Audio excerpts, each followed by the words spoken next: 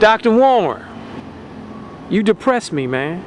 What is the truth? The most truth make you free. I got 2 teenagers I'm trying to put through college and whatnot. Should they go to college? Should somebody in college right now, I mean high school, they're teenagers, should they go to college? Well, let me say this. If they're going to go to college, make sure they get a skill, something that they can do. Nursing, plumbing, something of value. I mean, sociology and psychology, you can just forget that. They got to have some type of skill that they can exchange. And it's got to be something of necessity that is needed. You know, cremation, you know, the body's got to be cremated. You get a certificate for cremation. You have to be multifaceted and have more than one job. Most blacks that came up south in the 1940s and 30s, they had 3 or 4 jobs. Well, the white people are doing the same thing now. The house is upside down, their pension's in jeopardy, and they done lost their job, and some of them living in cars now. So the point is, people need to know what this new type of economy is going through as its bottom.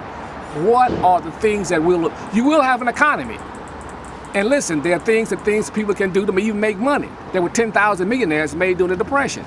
So we're not saying it's hopeless. It's just the idea that you're gonna have to have some knowledge. A lot of people are gonna lose. That's what I'm saying. We're losing out now, but a lot of folks gonna be hurt. Continue to be hurt. Well, let me say this: wealth is not destroyed; it's just transferred.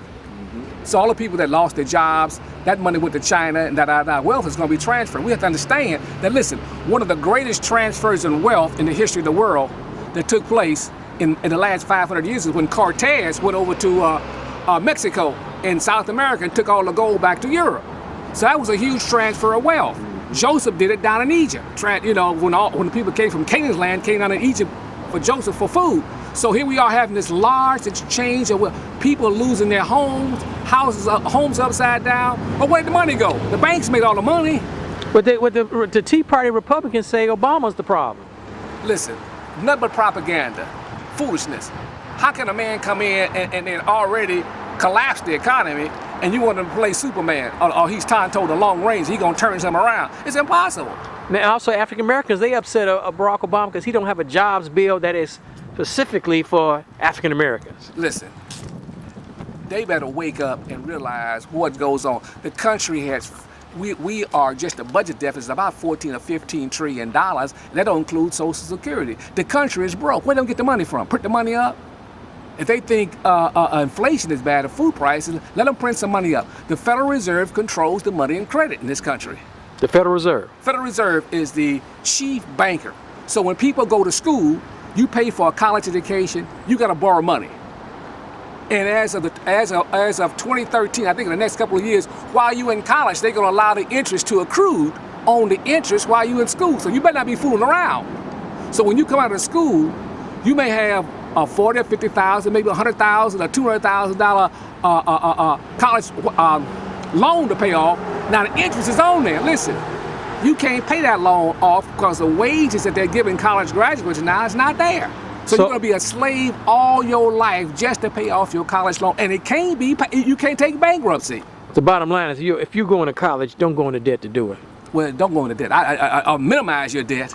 It better be something that you can use. I know doctors that are $300,000 or $400,000 or $500,000 in debt. You know how many years it took them to pay that off? It'll take a lifetime for some people. That's what I'm saying. Now other folks who thinking about buying a car, they think they're gonna buy a car for 72 months. Brand new car. That's not a good idea, is it? Listen, a group of that is somebody that don't understand what they need to do to set up a form of find them a good used car for transportation and put their money into gold and silver as much as they can, especially silver, because what happens as money fails, the Bible talks about money failing. People don't understand what that means. They have no concept of the social chaos that takes place when a nation is literally broke. And the job's not coming back. I got to say that 10 times. People think the jobs are coming back. Only people going to have a job are people who provided a necessary service. You're going to have some service to provide for the people. For jobs. Jobs are not coming back. Even the NBA players got to take a cut. Everybody taking a cut. Well, listen. If you look at some of the baseball players in some of the stadiums this summer, when they hit balls out of they empty. The bleachers are empty. Yeah, it costs too much to go to ball games. It costs too much. Sports is all. Listen, folks cannot survive. This is all prophesied in the scriptures. In the scriptures. In the scriptures prophesies that we're in a famished type of jobs or depression. People can, do you know, Sun Times just came out and said 1 in 5 people are hungry in the city. Lincoln Park, one of the wealthiest neighborhoods, 10% of the people in Lincoln Park are hungry. 34, was it 30 or 30, I think it's 34 or 40% here. And people out there in Lincoln Heights, it's crazy. They're hungry. They haven't seen hunger as the price of food increases. Why don't many of our European American friends get away from this race issue? Well, they brainwash. And when you brainwash, you can't see anything because everything is just black and white. They think and some people think the problem with the country is all these, and when I say this, not as a pejorative, the Mexicans, they the problem. Well, no, forget, for instance, you forget that oil and listen, one of the largest producers of silver in the world is Mexico. Why are those people impoverished? Why are they impoverished? Well, that's a question. But it's mainly corruption, right? It's mainly corruption and who they place in power. Remember, America shapes and dictates the world. The hidden hand behind the scenes shapes and forms and put these corrupt politicians in place. But even our local politicians are corrupt. Listen, you do not obtain those type positions unless they have a card on you. In other words, you're either blackmail, whereby you can be easily controlled. Do what they told.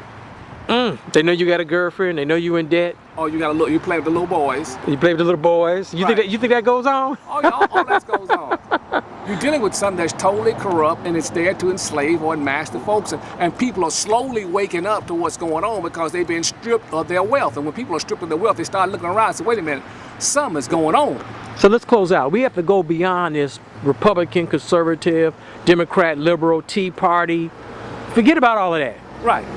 You know, I'm black, you white, you Mexican, you Latino, you Hispanic, you Asian. Forget all this race stuff.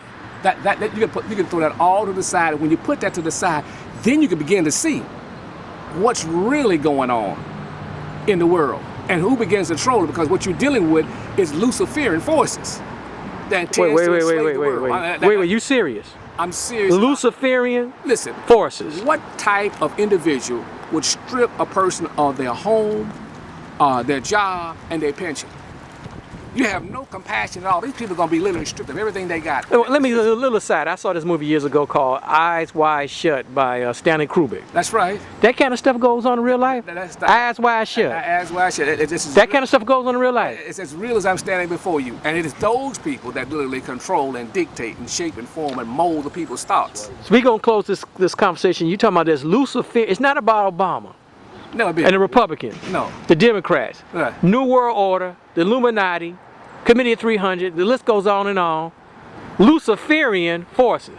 That literally, how could you have this type of poverty throughout the whole world? 6 million people impoverished with the type of resources that you oil, gold, silver.